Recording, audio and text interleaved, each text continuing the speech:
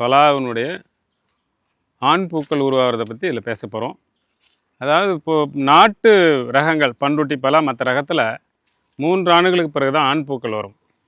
இது வந்து Tang சூர்யான்றது Thailand variety. இதனுடைய சிறப்பு என்னென்னா கன்று வச்சு 6 மாதத்துலேயே ஆண் பூக்கள் வரும். இப்போ இந்த மரம் வந்து 3 ஆண்டுகள் எத்தனை ஆண் பூக்கள் இருக்குது? கிட்டத்தட்ட ஒரு 200 ஆண் பூக்கள் இருக்குது. இந்த ஆண் பூக்களுடைய விஞ்ஞானம் அறிவியல் என்னன்னு கேட்டிங்கன்னா அந்த பூவை காட்டுறேன் பாருங்கள். இது வந்து ஆண் பூ வந்து இப்போ மகரந்தத்தை கொட்டுறதுக்கு ரெடியாக இருக்குங்க. இதில் கிட்டத்தட்ட ஒரு 2000 மகரந்த பைகள் இருக்குது. ஒவ்வொரு பையிலையும் 1 லட்சம், கிட்டத்தட்ட 1 கோடிக்கு மேலே மகரந்த பொடிகளை தூவக்கூடிய திறன் கொண்டது ஒத்த பூ. அப்போ 200னா எத்தனை மில்லியன் மகரந்த பொடி இருக்குன்னு பாருங்கள்.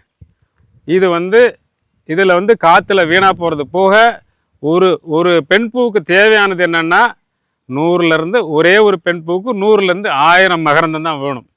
ஆக இல்லை கோடிக்கணக்கான மகரந்தங்கள் இருக்கும்போது அந்த காய்கள் வந்து முழுப்பாக வரத்துக்கு உதவியாக இருக்கிறது அந்த ஆண் பூக்கள். அதில் இன்னொரு விஷயம் என்னென்னா விவசாயிகள் அடிக்கடி கேட்கக்கூடிய விஷயம் என்னென்னா என் மரத்தில் 100கணக்காக பிஞ்சு விட்டுது கருவிடுன்னு பாருங்க. இதை பாருங்கள், இது அத்தனையும் ஆண் பூக்கள். முதல்ல ஆண் பூக்கள் வரும், அடுத்த வருஷம் பெண் பூக்கள் வரும். அதுக்கு தேவையான உரங்கள் மற்ற சத்துக்களை நுண்ணூட்ட சத்துக்கள்லாம் கொடுத்தோம்னா அடுத்த வருஷம் இதில் பெண் பூவை நீங்கள் பார்க்கலாம். ஆக கருப்பாயிடுச்சேன்னு நீங்கள் விவசாயிகள் பயப்படக்கூடாது. அதை மகரந்தம் கொட்டினதுக்கப்புறம் பழுத்து இந்த மாதிரி கருப்பாக மாறி கீழே கொட்டிக்கும். நன்றி.